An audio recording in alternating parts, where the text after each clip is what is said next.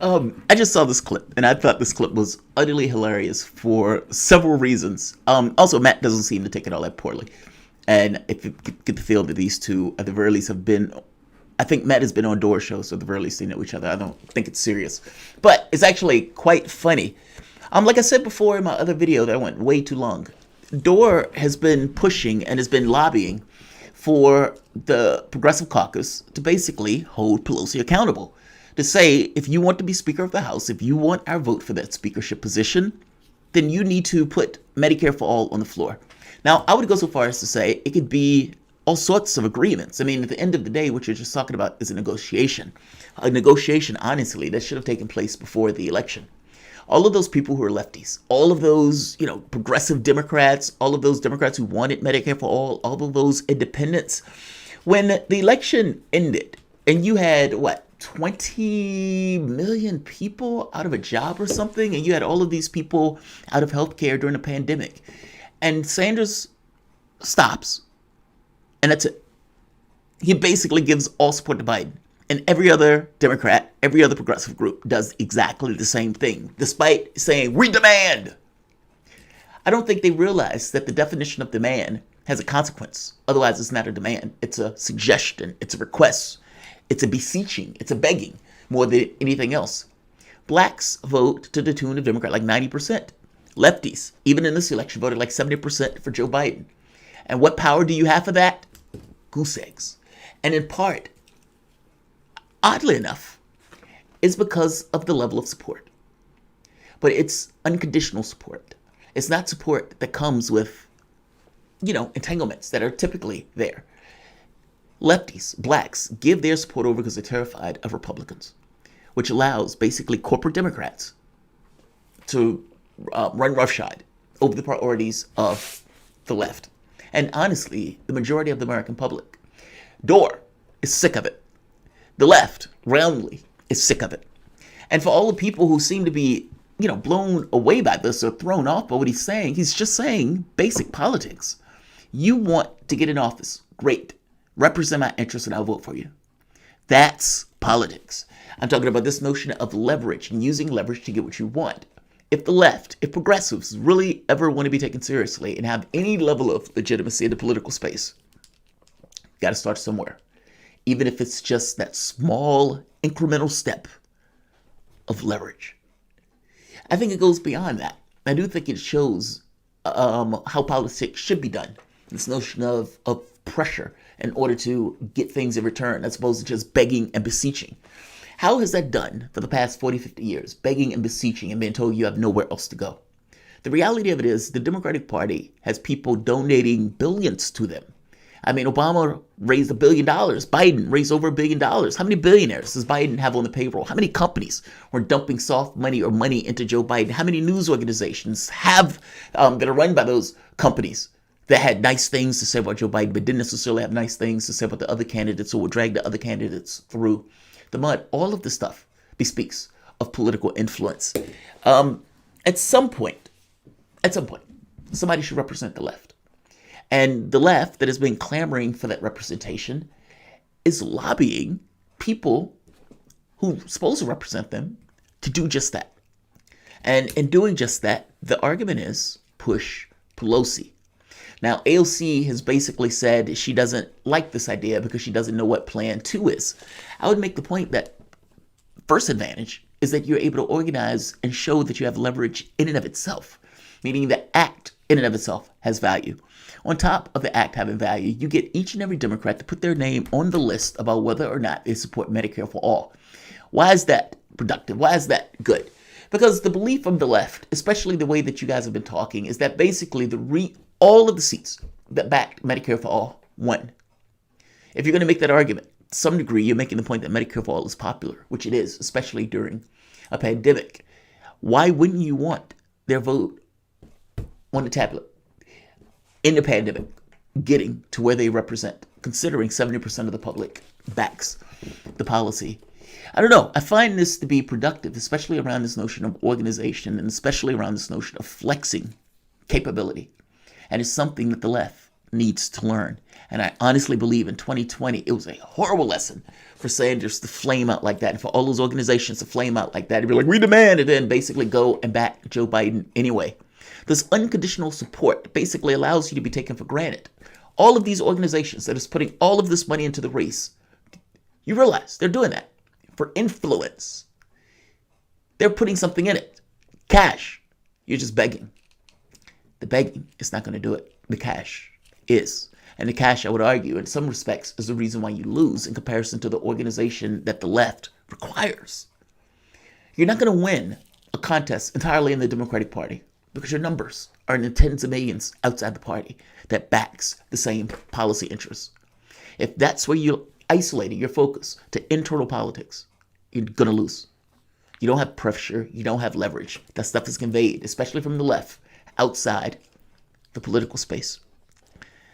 To be clear, Dore's not wrong here. You can disagree with him, but he's not wrong.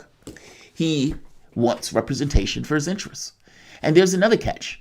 The number of people who, if AOC is going to get what she wants, and she's going to get Medicare for all, she's going to get Green New Deal, she's never going to get that with the people who are in Congress right now. They may put their name on the list for it, yes, but they do that for optics. Just like the Progressive Caucus, right? Where you don't really have to do anything to be in the Progressive Caucus. Manchin could be in the Progressive Caucus if he gave his money up for it, right? Manchin probably just doesn't want the moniker. I'm making a point that the way that Sanders was a sheepdog, the way that all of these lefties were basically sheepdogs for Biden, or basically gave coverage for Biden, so does the Progressive Caucus. What is it of it that makes it what it is? And is it just progressive because it says it is, which is just this thing of theatrics?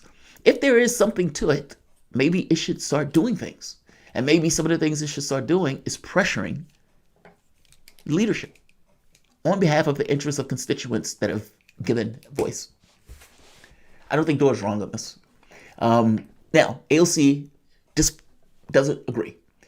Now, Dore has been trending pretty heavily on Twitter recently for this very specific stance. Basically saying Pelosi needs to be pushed, the Progressive Caucus needs to be pusher, singling out AOC on this very specific front, and basically saying, do your job, press.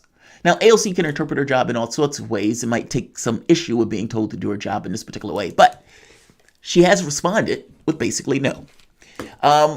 So Dore is on one of the other networks, and he's having a conversation with Katie Halper, Matt Stoller, and Briahna Joygray.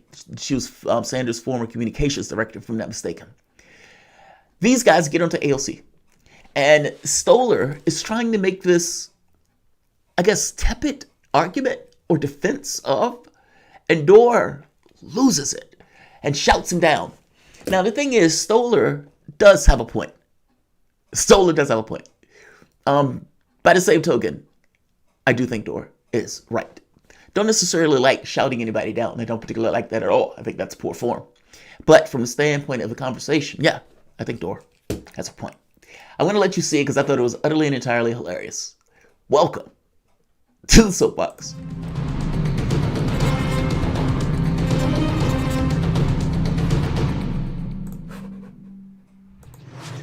My name is Jamarl Thomas. This is the Progressive Soapbox. Guys, if you dig this content, please like, share, and subscribe. You can always support this content through PayPal or Patreon. This content is brought to you by you, and I appreciate you the opportunity for allowing me to do it.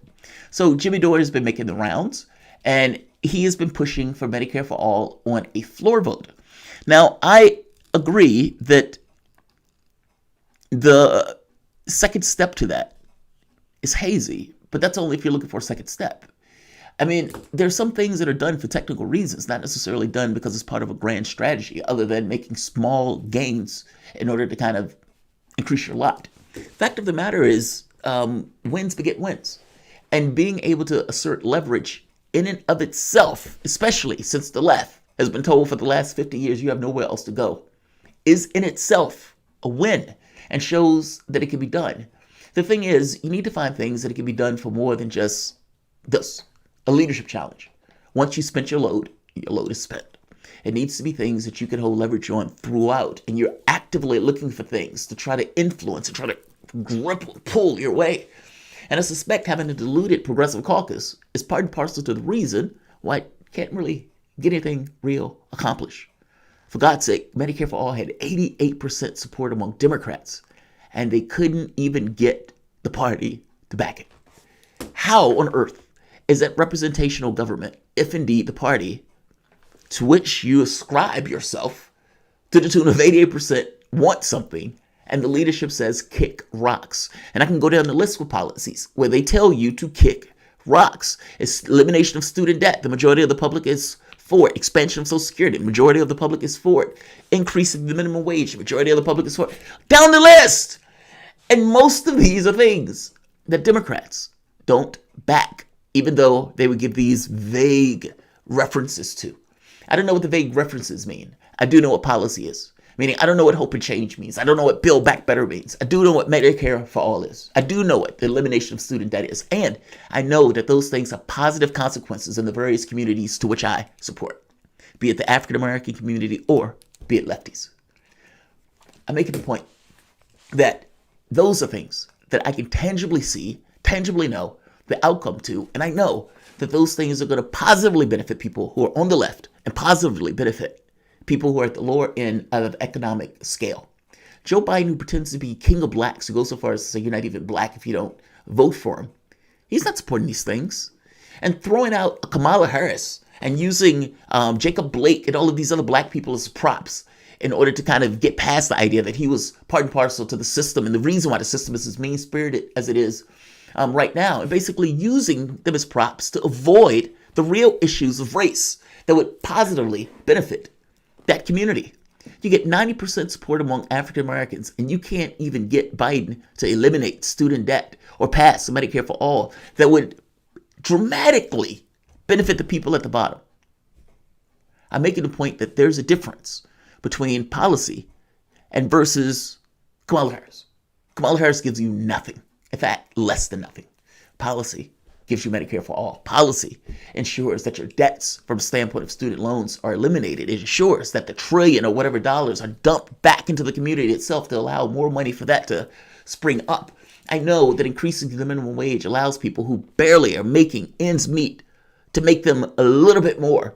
And I know that expanding Social Security allows for people who spent their mental and physical energies over the course of their life dedicated to this country and dedicated to making our world a better place. So when they get older in life, they don't have to die or they don't have to get older in those years. They can do so with dignity. I guess I'm saying I know the specific outcome of those policies. I know who those policies benefit. It's the bottom people of the income scale. When I'm arguing this stuff, whether it's about lefties or whether it's about blacks or something to that effect, I'm making a point that those are policies that are dramatically in the interests of both of those communities. And both of those communities, a lot of overlap at Overton Window, agree with those policies.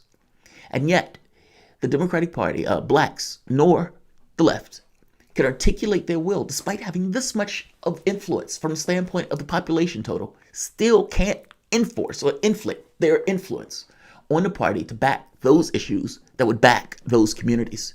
And yet the party demands and expects the vote. I'm saying that the reason that that's true is because you unconditionally give them your support. And until that support becomes conditional, just like every other plutocrat, just like every other oligarch, just like every other capitalist that deals with the political system, until it is conditional, nothing changes. This is kind of why I make the point this is Dore is right. Even if it's just to set a new precedent, just to make the point of saying, this is a new normal. This is a new progressive caucus. This is a change. We no longer are attending to this institution with this notion of go along to get along. We've done that for 50 years. Time for a change. Even if it's just a symbolism and indicative that each and every opportunity by the left will be taken to push the agenda along to get more lefties in office. And look, getting them to pass a vote on Medicare for All could potentially do that, especially around election time where your people who are on the left are making arguments against the dinosaurs that are in, that they were against us in the midst of a pandemic. I don't buy the argument that this doesn't work, or at the very least that there's no potential for this having gains. I think it does have gains. I think it does have the potential to have gains. But whatever demand that is placed, there has to be real consequences. And if the squad or if the Progressive Caucus is not willing to issue those consequences, there's no point in making the demand. At that point, it's just a threat. Let's play the clip. Let's hear Dore go after Stoller when Stoller tries to kind of put up this kind of, let's call it nerd protect. Let's call it that. Or basically a nerd defense of AOC. Tepid, but nerdy. At least that's the way Dore describes it. And like they are asking for things, but I think, and they're getting things. They're getting some representation on committees. It's insider. Fuck off. Fuck you. Fuck off. Go fuck yourself with your fucking committee, fuckface. You fucking egghead nerd. I don't give a fuck about your committee shit. Nobody voted for her for a fucking committee. What? Now, just to stop for a moment. My wife often says that when I'm having conversations with people, especially if we've been out or something like that, I don't get the emotional shift in people when they get uncomfortable. Meaning, like, if we're having a conversation and I am digging into something that you've said, we're having a conversation about something, I'm going to be not passionate about it at all. Curious. And digging in and asking why. And she often says, you don't get when people start getting odd about that. Like, you don't see it when those people get edgy. You don't see it when they get, like, tense.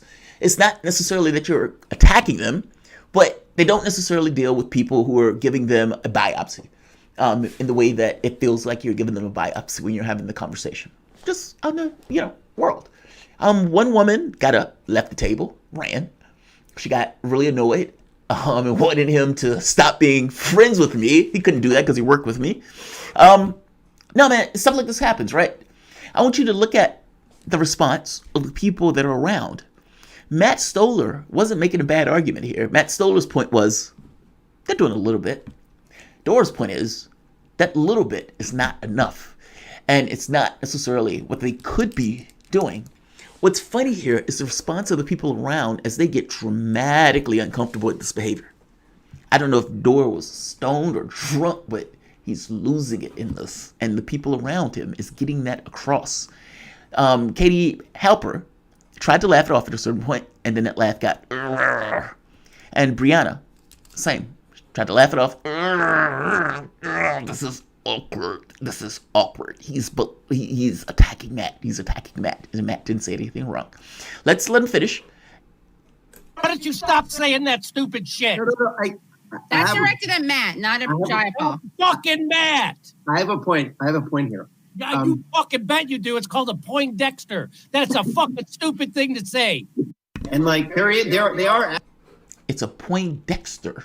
It is a stupid thing to say. Hey, how about letting Matt get his point out? Start there. I would have wanted to hear Matt's point, actually. Look, I don't agree with AOC, right? Like, I do think active is better. And I think in 2020, and I don't mean her, I'm not singling her out on this, I just mean lefties in general dropped the fucking ball. And they're like, after this election, I'm going to be attacking Democrats. It's like nonsense. After this election, you're not going to matter. I mean, at the end of the day, these guys cheated you in 2016 and you voted for them and told other people to vote for them. These guys cheated you again in Iowa. The thing just came out that the Democratic Party was screwing around with that stuff in Iowa, but it was clear that they were screwing around with it. Still, voted nonetheless. Elizabeth Warren, supposedly, is on the left, clearly working for the Democratic Party, burns any and everything of her reputation in order to attack Sanders and put Biden in office. Calls you uniquely belligerent to women.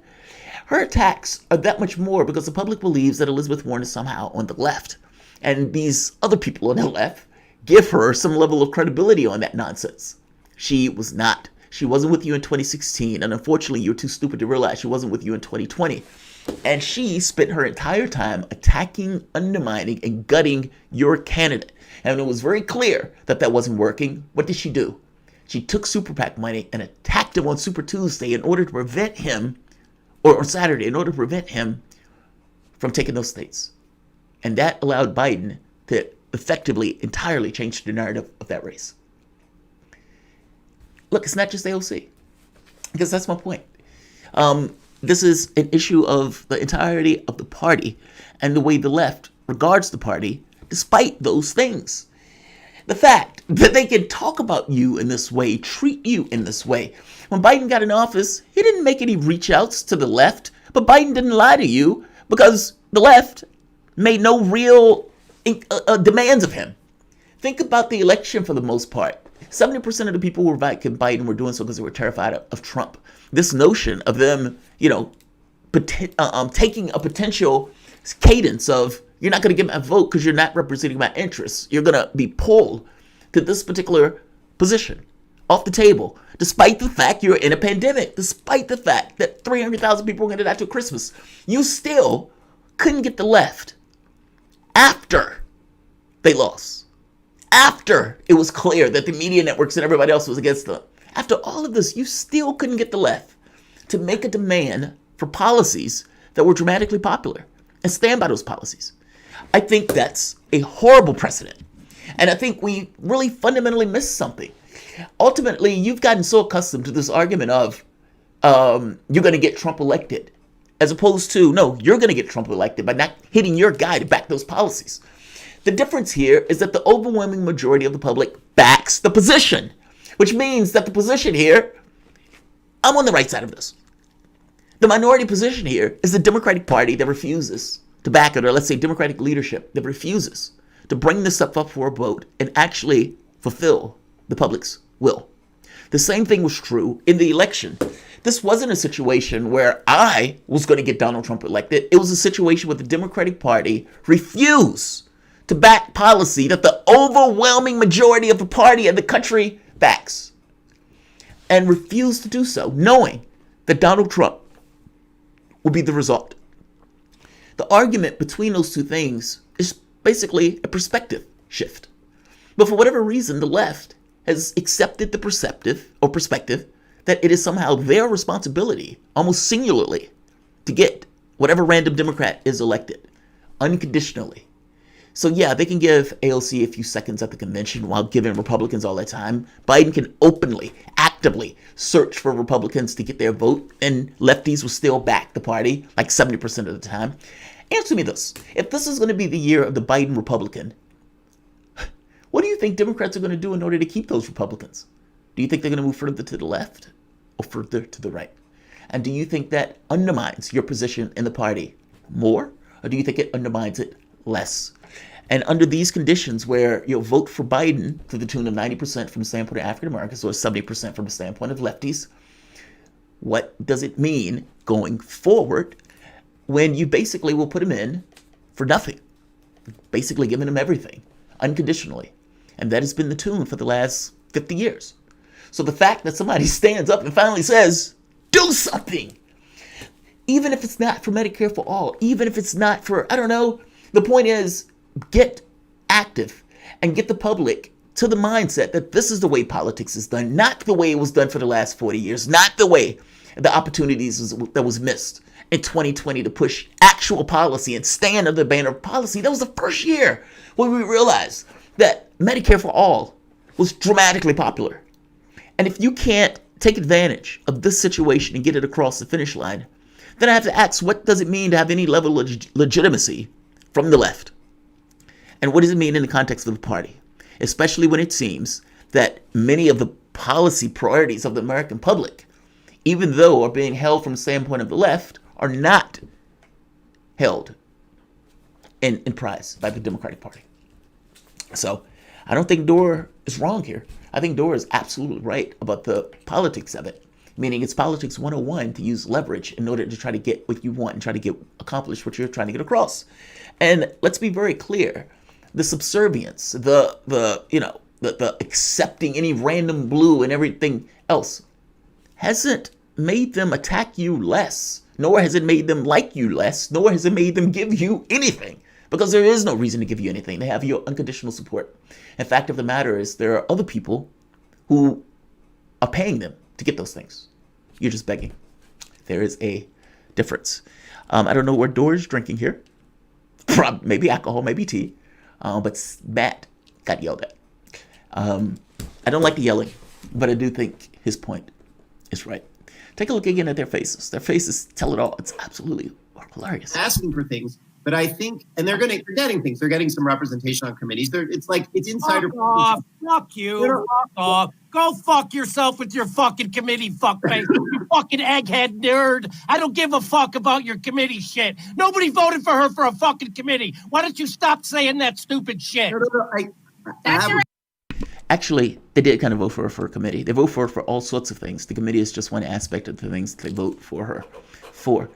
You want your candidate to be in those positions. Why do you think they want Bernie Sanders to be head of whatever that department, for labor or for health or something to that effect? Because it matters. No, in the grand scheme of things, a position is not necessarily a checkmate. But let's not pretend as if positions are nothing. They do matter to some degree. The question just becomes, do they matter to the extent of your own political intransigence? Not intransigence, of paralysis. Like where it's like, I mean, she's acting as if they're going to lose out on things, that Pelosi is going to be hostile towards progressive interests, or Biden is going to be hostile towards progressive interests, as if they're loving and giving to that interest now. No, you guys need to understand that you guys are not on the same team. Democrats full well understand that you guys are not on the same team. And at one point, AOC was talking about potentially leaving politics because of the hostilities that were directed towards her by members of her own party. No, I think Democrats get that. I don't think entirely the left does.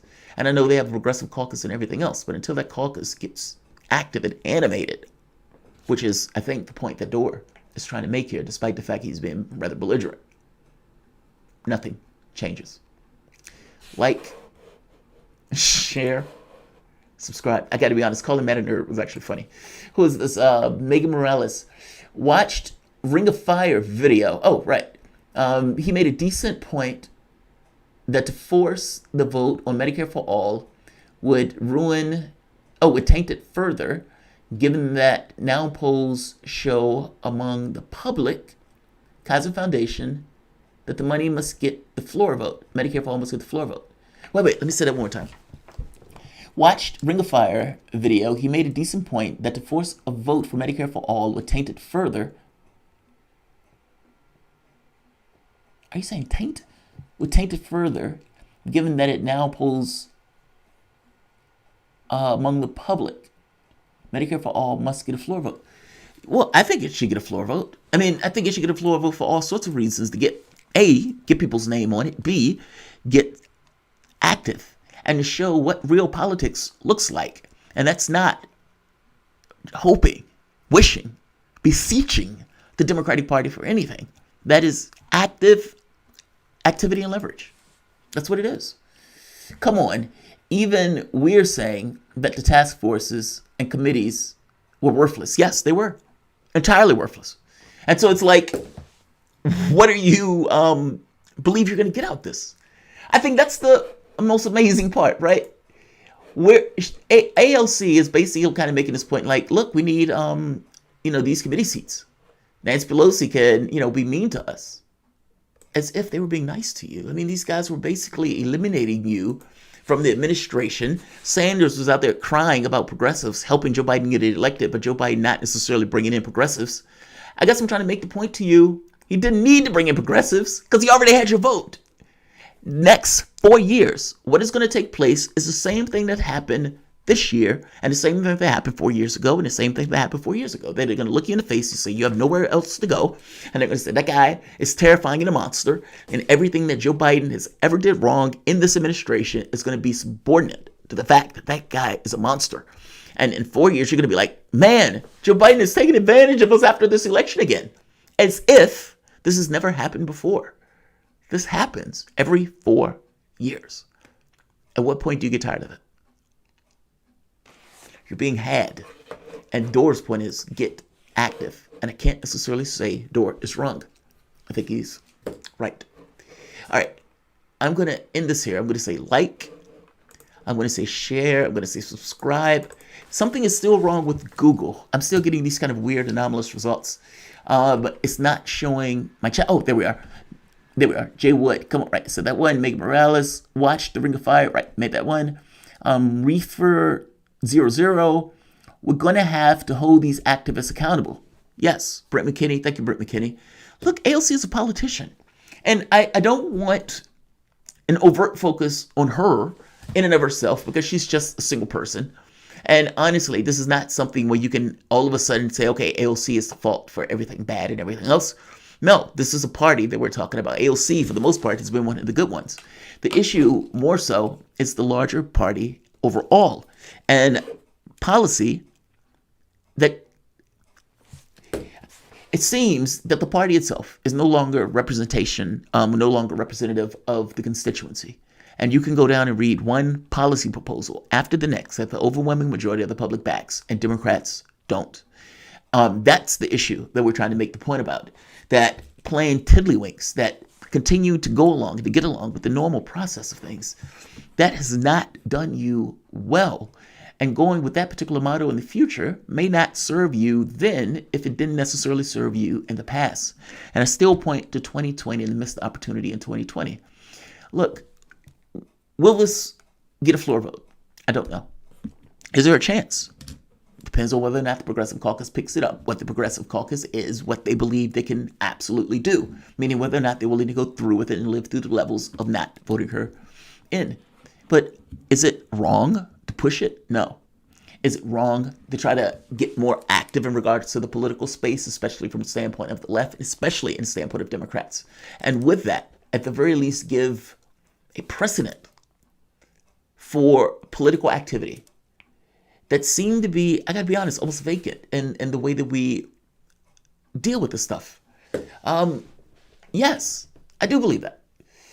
It's not that the plan is perfect. It's not that it even needs to be Medicare for all. The plan and the push could be for all sorts of things. But the push should exist.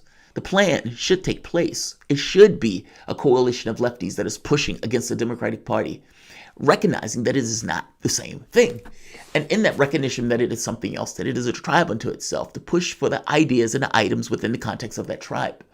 My fear is that when people get into office, especially the Democratic Party, they don't recognize that. They don't recognize that they are part of a different tribe. And even when on some level they do, there's still this kind of peer pressure that kind of pulls them in line with the larger grouping. Hoping that's not the case here. No, I disagree with AOC on this one. I agree with Dore. I think he's right. Even if it's not specific for Medicare for all, it should be something. And there should be this kind of middle ground that can be reached of trying to get something accomplished, some active item accomplished. That's what the left wants. That's what we're looking for. And yes, part of it may be symbolic, but I do think it goes beyond the symbolism of it. But yeah, acts beget acts. And there's something to be said for teaching the public this is what politics looks like. Leverage. Like, share, and of course, subscribe. Thanks all.